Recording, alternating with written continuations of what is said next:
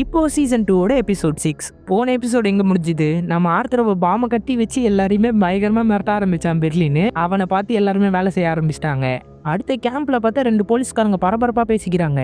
Tunnel தோன்ற வேகத்தை அவங்க அதிகப்படுத்தியிருக்காங்கன்னு நினைக்கிறேன். நம்மளோட மிஷின்ல சிக்னல் நிறையவே கிடைச்சிருக்கு. அவங்க கூடிய சீக்கிரத்துல தப்பிக்க போறாங்க. எந்த வழியா தப்பிக்க போறாங்கன்ட்டு இவங்களா ஒரு குத்து மதிப்பா ஒரு இடத்த கண்டுபிடிச்சு வச்சிருக்காங்க. அப்பனா சரி, அந்த இடத்துல 20 போலீஸ்காரங்க நிக்கணும். அவங்க வெளியே வந்தோம்னா நம்ம பிடிக்கணுன்ற மாதிரி சொல்றாரு. சொல்லிட்டு ரக்கேலுக்கு தான் ஃபோன் அடிக்கிறாரு. ரக்கேல் ஃபோனை சைலண்ட்ல வச்சுட்டு நம்ம ப்ரொஃபஸரை கட்டி போட்டு விசாரிச்சுக்கிட்டு இருக்காங்க. பொதுவாக இந்த மாதிரி கிரைம் சீனுக்கு கிரிமினல் வந்தான்னு வச்சுங்களேன், பதட்டப்பட்டுக்கிட்டே இருப்பான், ஏதாவது பேசிக்கிட்டே இருப்பான். அந்த அமைதி அவனால் தாங்கவே முடியாது. ஆனால் நீ ஏன் இன்னும் அமைதியாகவே இருக்க? நீ ரொம்ப டிஃப்ரெண்ட்டான ஆள். நான் என்ன பேசணும்னு நினைக்கிறேன் ரக்கேல்? என்ன பேசணுமா? நீ யாரா? ப்ரொஃபஸரா? சால்வாவா? சர்ஜியோவா? போலீஸே தேடிட்டு இருக்க ஒரு ஆள்ரா நீயே. உண்மையை சொல்லு. உன்னுடைய ஐடி எதுக்காக நேஷனல் ஐடி பேஸில் இல்லைன்ற மாதிரி கேட்பாங்க. ஏன்னா டிஜிட்டல் ஆகிறதுக்கு முன்னாடியே ரினியூல் பண்ணுறதை நான் நிறுத்திட்டேன்ற மாதிரி சொல்வார். எப்போத்துலேருந்து? 20 வருஷத்துக்கு முன்னாடி இருந்து.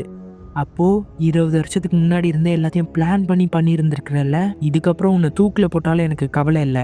அதுதான் ஆசையா? நான் சாவணுன்ட்டு விரும்புறியா? ஆமாம், ஒரு போலீஸ்காரியாக நான் இந்த விஷயத்த சொல்லி தான் ஆகணும். ஆனால் ஒரு பொண்ணாக பார்த்தா ஏன் இப்படி பண்ண? என் வாழ்க்கையில் நம்பிக்கையை இழந்து எனக்கு வாழ்க்கையே இல்லைன்ட்டு நான் கஷ்டப்பட்டுன்னு இருக்கும்போது என்னுடைய வாழ்க்கையில் ஒரு நம்பிக்கையை கொடுத்து காதலுங்கிற விஷயத்த ஏன்டா யூஸ் பண்ணன்ற மாதிரி கத்துவாங்க. இதுக்கு பதிலாக நீ என்கிட்ட ஒரு பக்கு வச்சுட்டு போயிருக்கலாம். ஒரு மைக்கை வச்சு நான் என்ன பண்ணுறேன்றதை நீ ஒட்டு கேட்டிருக்கலான்ற மாதிரி ரொம்ப கஷ்டப்பட்டு பேசுவாங்க. அது கூட பரவாயில்லடா, ஃபியூச்சரை பற்றி பேசினியே, அதை ஏன்டா பேசினேன்ற மாதிரி ரொம்ப கோவப்படுவாங்க. நான் பிளான் பண்ணேன், எல்லாத்தையுமே பிளான் பண்ணேன்.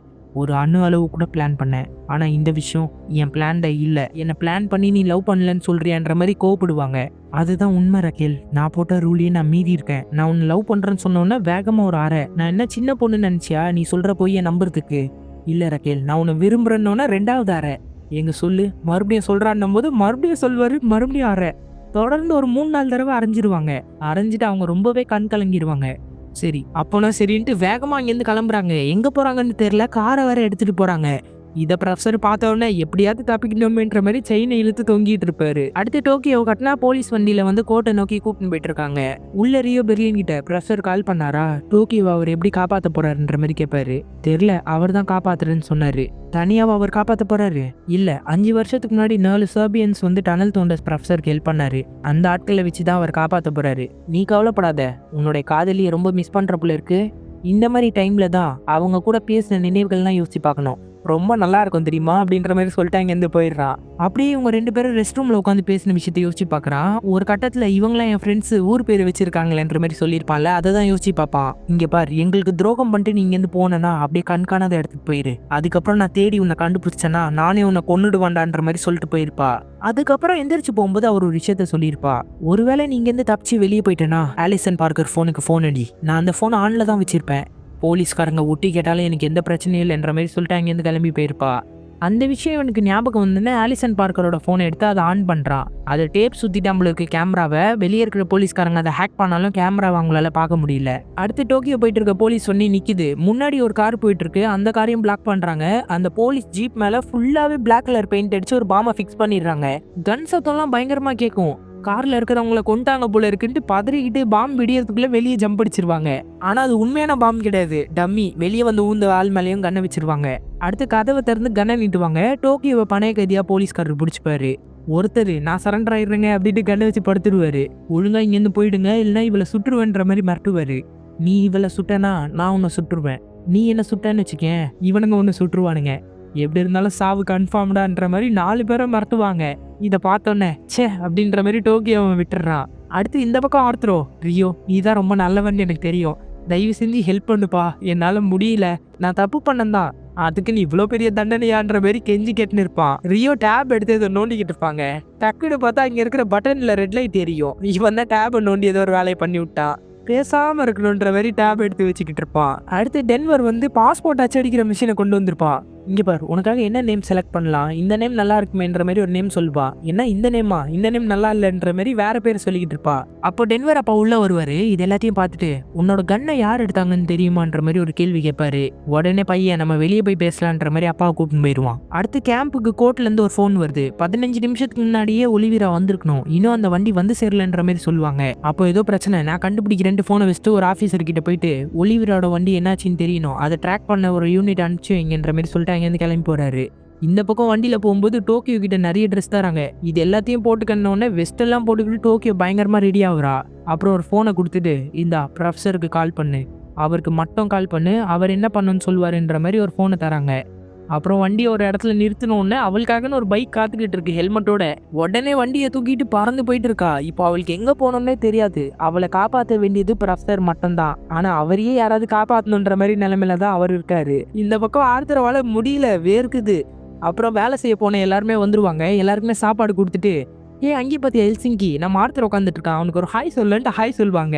அப்புறம் அவங்க 3 பேரும் அங்கேருந்து போயிடுவாங்க. இவங்க உட்காந்து சாப்பிடும்போது ஆர்த்தரோ, இங்கே பாருங்க அவங்க உண்மையை சொல்றாங்கன்னு எனக்கு நம்பிக்கையே இல்லை. அந்த டீச்சரே இங்கே பார் கொஞ்ச நேரம் அமைதியா இருன்ற மாதிரி சொல்லுவாங்க. இல்லை இது டம்மி பாமா தான் இருக்கணும். இவ்வளோ கஷ்டப்பட்டு அவங்க பணத்தை அடிச்சு இந்த இடம் வெடிஞ்சிருச்சுன்னா அவங்களால தப்பிக்க முடியாது. எனக்கு எவ்வளோ வேர்க்குது, அப்போ கூட இந்த பாம்பு வெடியவே இல்லை. இது ஃபேக் பாமா தான் இருக்கணும்னு நினைக்கிறேன். நான் இதை கலட்ட போறேன் அப்படின்ற மாதிரி சொல்லுவான். கொஞ்ச நேரம் மூடிக்கிட்டு உட்கார்றான்ற மாதிரி ஆலிசன் பார்க்கர் கத்துவா.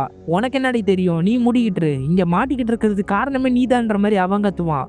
என்ன நானான்ட்டு சாப்பாடையே தூக்கி போட்டு ஒரு மாதிரி வில்லத்தனமா நடந்துப்பா. நீ தாண்டா காரணம் முட்டா பையல, நீ இந்த இடத்தோட டைரக்டர் மேனேஜரா இருந்துக்கிட்டு இந்த இடத்தையே ஹைஜாக் பண்ண விட்டுருக்க. அதை கூட பார்த்துக்க துப்பு இல்லை, நீ எல்லாம் என்னடா மேனேஜரு, உன்னை பார்த்து தாண்டா இந்த உலகமே கை கூட்டி சிரிக்கும். ஒழுங்கா மூடிக்கிட்டு இப்போ உட்காரலன்னா என்ன ஆகும் தெரியுமான்ற மாதிரி மறட்டுவா பாருங்களேன். சின்ன பொண்ணு மறத்துறதுக்கெல்லாம் பயந்து உட்கார நிலைமைக்கு ஆர்த்தர் போயிட்டான். அடுத்த கேம்ப்ல டோக்கியோ தப்பிச்சு போன விஷயம் தெரிஞ்சிருச்சு.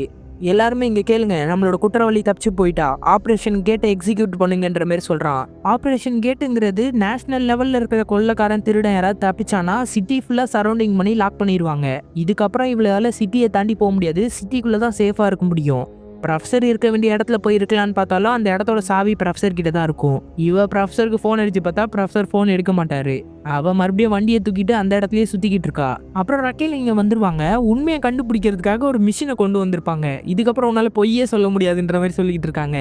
இப்போ டென்வர் அவங்க அப்பா கிட்ட, அப்பா எனக்கு புரியுது, அவ தான் என்னோட கண்ணை எடுத்து கொடுத்தான்னு எனக்கு தெரியும். அதனால இப்போ என்ன, அவ கூட நான் வாழணும்னு முடிவு பண்ணிட்டேன். யாரோ ஒரு குழந்தைக்கு நீ அப்பாவாக போறியா?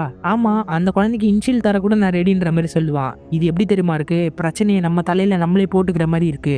உன் அம்மாவும் இப்படிதான் பண்ணான்ற மாதிரி ஒரு விஷயத்த சொல்வாரு. அம்மா என்ன பண்ணாங்க, அம்மா என்னை சின்ன வயசுலயே விட்டுட்டு போயிட்டாங்க, அதுக்கப்புறம் நீ என்னை வளர்த்த, அதான நடந்துச்சின்னோன்னா அது இல்லைன்ற மாதிரி தலையாட்டுவாரு. அப்ப அம்மாவை நீ என்ன பண்ண சொல்லுப்பான்ற மாதிரி ரொம்ப கோவமா கேட்பான். உன் அம்மா போதைக்கு ரொம்பவே அதிகமா அடிக்ட் ஆயிட்டா, உன் அம்மாவை ட்ரீட்மெண்ட் பண்றதுக்காக ட்ரீட்மெண்ட் இடத்துல விட்டுட்டு வந்தேன், அவன் இங்கேருந்து தப்பிச்சு வந்துட்டு அப்போ கூட எனக்கு போதை மருந்து வேணும்னு கேட்டுக்கிட்டே இருந்தா. அவளா நீயான்ற ஒரு முடிவு எடுக்கிற நிலைமை வந்தது. அவளை கூப்பிட்டு போய் போதை மருந்து விற்கிற இடத்துலயே விட்டுட்டு வந்துட்டேன்ற மாதிரி சொல்வாரு. இதை கேட்டோன்னா ஒரு மாதிரி ஆயிடுவான். என்னோட அம்மாவை நீ ரோட்ல விட்டுட்டு வந்திருக்கல, சின்ன வயசுல இருந்து நான் தான் காரணம்னு நினைச்சுக்கிட்டு இருந்தேன். எங்க அம்மா என்னை பார்த்து தான் விட்டு போயிட்டாங்கன்னு நினைச்சுக்கிட்டு இருந்தேன். ஆனா நீ என்னை ஏமாத்திருக்க அப்படின்ட்டு பயங்கர கோவமா அடிக்கிற மாதிரி போயிடுவாங்க. இதுக்கப்புறம் நீ அப்பாவே கிடையாது, சுரங்கம் தோண்டி இங்கேருந்து தப்பிக்கிறதுக்கு உன்னோட உதவி வேணுன்றதுனால உன்னை உயிரோட விடுறேன், இங்கேருந்து வெளியே போனா நீ யாரோ நான் யாரோன்ற மாதிரி ரொம்ப கோவமா பாக்ஸ் எல்லாம் தட்டி விட்டு போவான். மோனிகா இருக்கிற ரூமுக்கு போனோடனே கண் கலங்கி மோனிகாவை கட்டி பிடிச்சிப்பான். டென்வர் நீ சொன்ன பேரையே வச்சுட்டேன், ஆகத்தாங்கிற பேரையே வச்சுக்கிட்டேன்னு சொன்னோடனே அவனும் சந்தோஷமா கட்டி பிடிச்சிப்பான். அடுத்து இங்க ப்ரொஃபஸரை காட்டினா ஒரு மிஷின் கூட கனெக்ட் பண்ணி உட்கார வச்சிருப்பாங்க. உன்னோட பிரீத்தை நல்லா இழுத்து விடு, நீ பொய் சொன்னா உன்னோட பிபி ஏறி உன்னோட பிரீத்திங் பேட்டர்ன் மாதிரி இந்த மிஷினில் காமிச்சு கொடுத்துரும், நீ பொய் சொல்லணும்னு நினச்சா கூட எனக்கு தெரிஞ்சிடும்ன்ற மாதிரி சொல்லுவாங்க. இப்போ சொல்லு, உன் பேர் என்ன? சர்ஜியோ. ஏஞ்சலோட காரை நீ தான் ஆக்சிடென்ட் பண்ண வச்சியா? இல்லை நான் பண்ணலன்ற மாதிரி தலையாட்டுவார். இந்த பேங்கை கொள்ளையடிக்கிறது உன்னோட பிளானா? இல்லைன்ற மாதிரி சொல்வார். உடனே மிஷினை பார்த்தா கரெக்டாக தான் ஓடிக்கிட்டு இருக்கோம். அப்போ யாரோட பிளானு? இது என் அப்பாவோட பிளானு, அது நடக்கிறதுக்குள்ளேயே அவர் இறந்துட்டாரு. அப்போது அன்றைக்கி பெட்டில் இருக்கும்போது இந்த கதையை தான் சொல்லியிருக்கேன் சைடரோட சேர்த்து வச்சு. நானும் பைத்திய காட்சி மாதிரி அதை கேட்டு இருந்திருக்கேன்ல. இல்லை ரக்கேல், உனக்கு புரியல, ஒரு நோயாளி குழந்தை, அந்த குழந்தை உன் குழந்தையா இருந்தால் நீ என்ன பண்ணியிருப்ப? என் அப்பா எல்லார்கிட்டையும் கெஞ்சினாரு, என்னை அமெரிக்காவுக்கு கூப்பிட்டு போய் ட்ரீட்மெண்ட் பார்க்கணும்னு நினச்சாரு. ஆனால் அவருக்கு உதவி பண்ண யாருமே ரெடியாக இல்லை.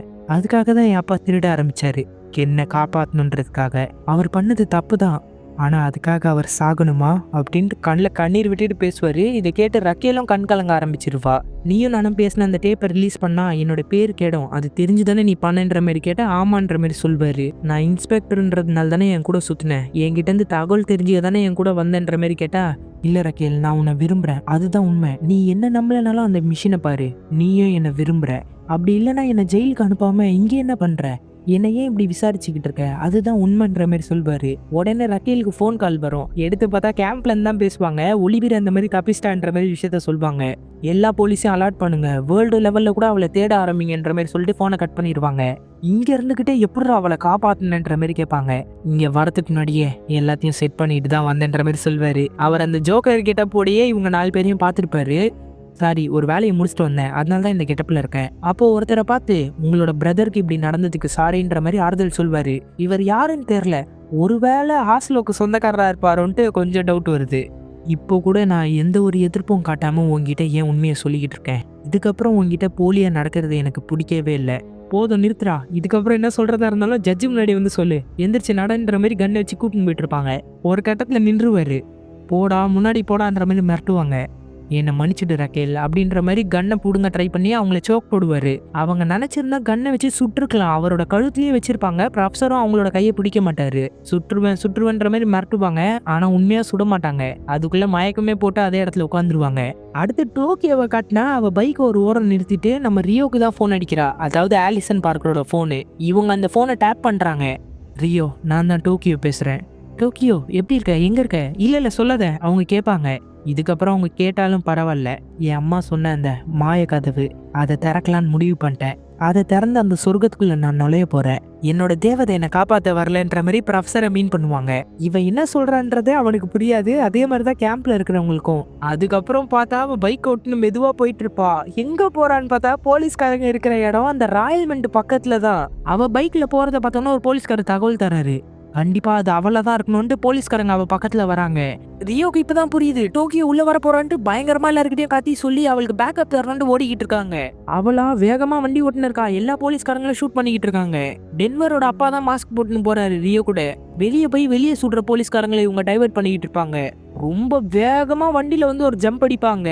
போலீஸ்காரங்க சுடுற புல்லட் வந்து டென்வர் அப்பா மேல வயிற்றுல பட்டுரும். அப்புறம் அவ உள்ள வந்து லேண்ட் ஆயிடுவா. கதவையும் மூடிடுவாங்க. ரியோ டோக்கியோ பார்த்தோன்னா பயங்கரமா சந்தோஷப்படுவான். எல்லாருமே அந்த இடத்துக்கு வந்துருவாங்க. அப்போதான் டென்வரோட அப்பா காயத்தோட அப்படி சரிஞ்சு விடுறத பார்த்தோன்னா டென்வர் ஓடி போய் பிடிப்பான். எல்லாருமே அதிர்ச்சி ஆயிட்டு அவங்க அப்பா கிட்ட தான் ஓடி போயிட்டு இருப்பாங்க. டோக்கியோவை அப்படியே பெர்லின் ஒரு பார்வை பாப்பா பாருங்களேன். அதுலயும் டோக்கியோ ஒரு மாதிரி ஆயிடுவா. ஏன்னா இவன் உள்ள வர்றதுக்காக ஹெல்ப் பண்ண போய் தான் அவர் மேல காயம் பட்டிருக்கும்.